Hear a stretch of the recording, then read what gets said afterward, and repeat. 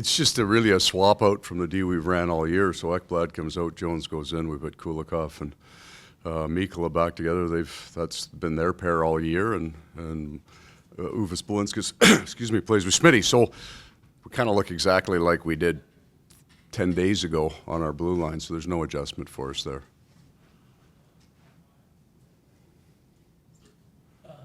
What's Brad Marchand's status? How far away is he? I don't think anything's necessarily changed in the original diagnosis. He was week to week. We're hopeful to get him back toward the end of the regular season. That was the hope. I think that was kind of the idea.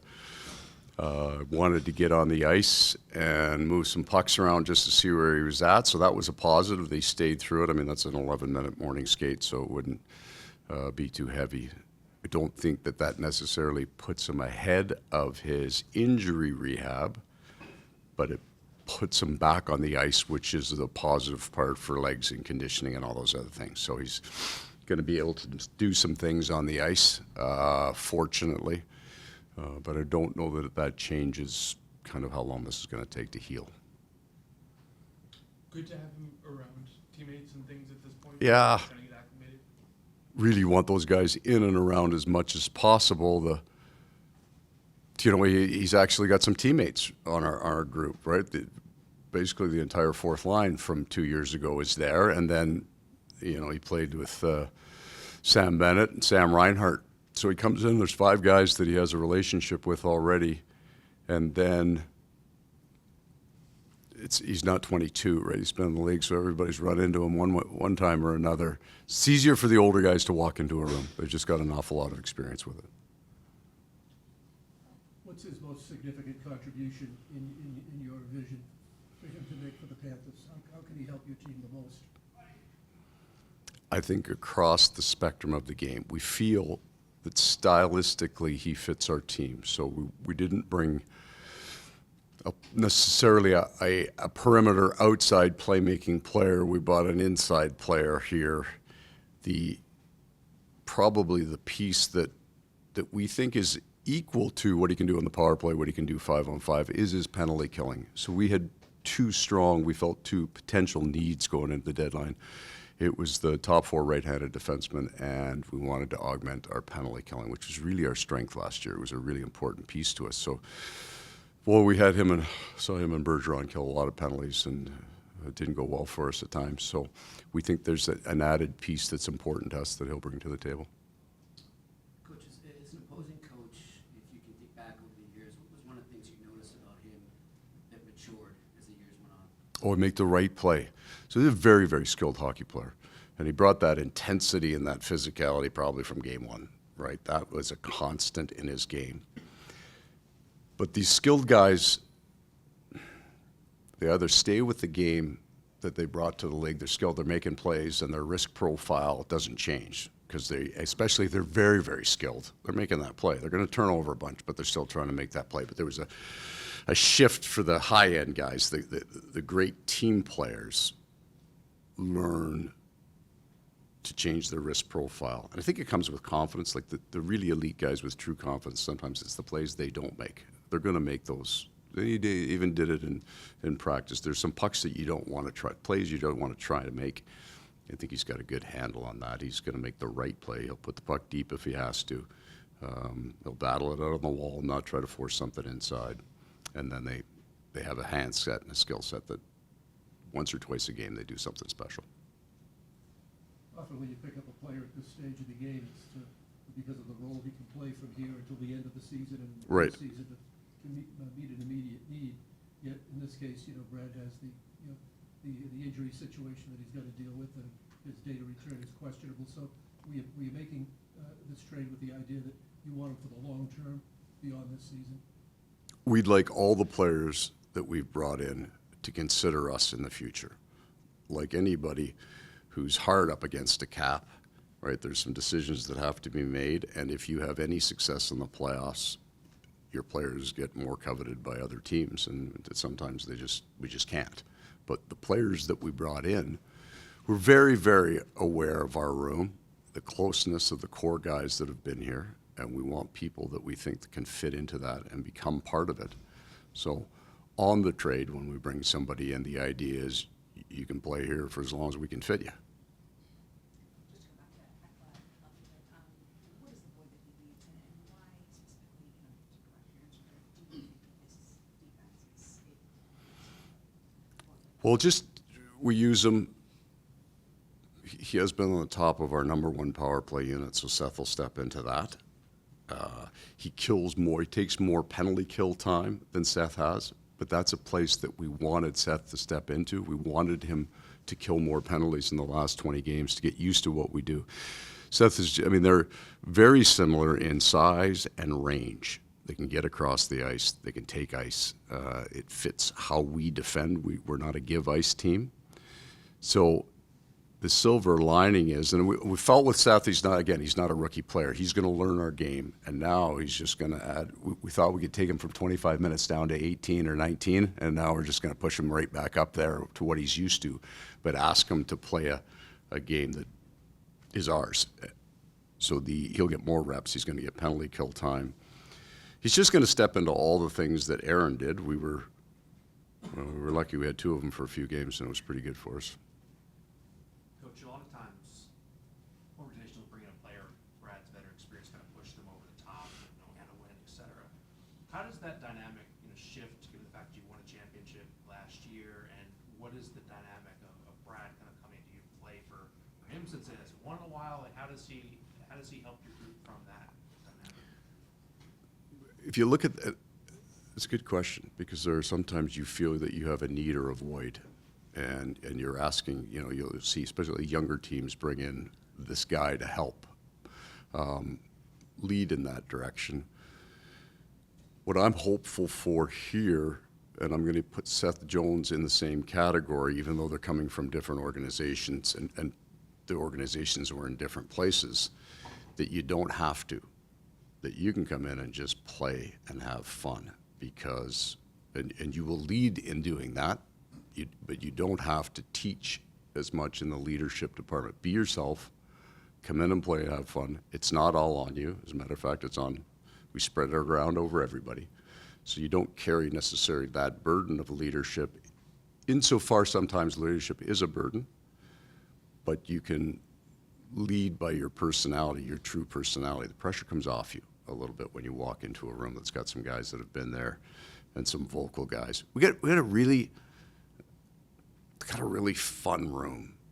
We have a lot of different personalities. It's not all the same guy. Like, I don't know, I got to point them out, but we got some strange dudes in there. I guess the coach is one of them, but that's what makes it fun.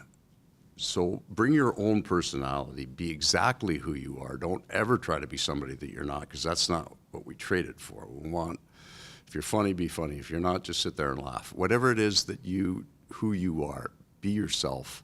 And I think when you come into maybe a more veteran team, you have a better chance of doing that. Coach, first goaltender tonight. Sergey plays tonight. And then we talked so much in the past about how this matchup and series has been some of the nastiest, most exciting Yeah. you've seen in a while.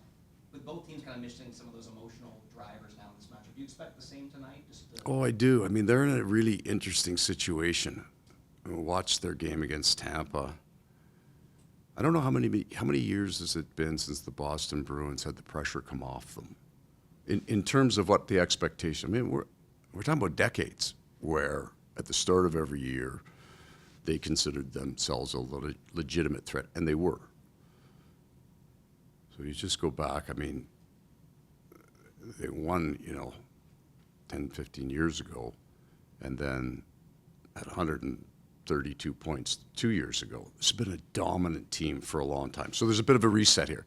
But now you get a bunch of guys, and I never like to say, well, these guys are playing for jobs, but there's opportunities now that haven't been here for a while. I think you're going to find them to be a very structured, very hard team. The players that will come in will have adhered to structure. That's how they get into the NHL. So I think they're going to be as difficult to beat tonight as they've been. And I'm telling you that's the truth. That's the way I look at the way they played their last game. Their structure was real good. Their risk profile had changed, and it makes sense that they would just naturally change. So it'll be a good one tonight. I do think it's going to be physical. I do think it's going to be very fast and more maybe of a straight line game than as many regroups in the neutral zone, pucks being brought back, inside plays that they were very dynamic with their four-man rush in the past.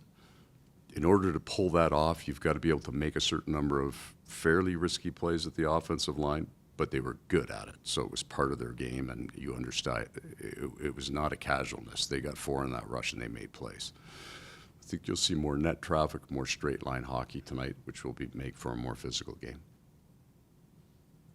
Paul, a two-part question on Marchand, and you've answered some of this to a certain. So just, you know, I met this guy about 3 days ago, so I don't have, I mean, I've seen him a lot, but I don't have that great an insight. Yeah. But on the first part here, just on usage, here he was 5-on-5, usually first unit power play, first unit PK. I would imagine, given the strength of your team, that doesn't have to be the case for him. It doesn't have to be, it could be. The challenge, so what we'll want to do is get our game as dialed as we possibly can right now, so that when you're making a change, you can make one. We're not going to jam them into a situation that's going well. So if the number one unit's running, the number one unit's going to stay the way it is. And I guess like most teams, if you're in the offensive zone, your number one unit stays over a minute, but we'll change on a minute 10 if there's a whistle or something. So there's going to be a pretty good second unit go out. He will kill penalties. Where he sits in the lineup will be, I've got like kind of three pairs I'm pretty married to in the top three lines. And then we move those other players around. Historically, we move them around. And that will be kind of how this thing happens. He'll come in somewhere, and then the normal course of events will take place, and I'll just move those three guys around, and then we'll decide whether we like it. And on the personality side, maybe you don't know him well enough after 3 days. He is a particular personality, Yeah. a professional personality. So was there anything about what you knew of him that you said, yeah, we could use? Yes. So there was that. Everybody does all the research in the world and gets it, but when there's a consistency that comes back, and then the two guys that played with him at Team Canada who hadn't played with him before come back and just said all energy, all positive, and all the time. So we lost some guys, and some of the names you wouldn't know, but we lost some chirpers and talkers in our room. Brandon Montour never shuts up. Blomberg, you would know just by following the league. But Josh Mahura was a big part of that. Nick Cousins was a big part of that. So we were getting a little quieter here, which was fine. We've operated well, but it's fun bringing a guy in that's involved in everything all the time, right? Brings the energy level up.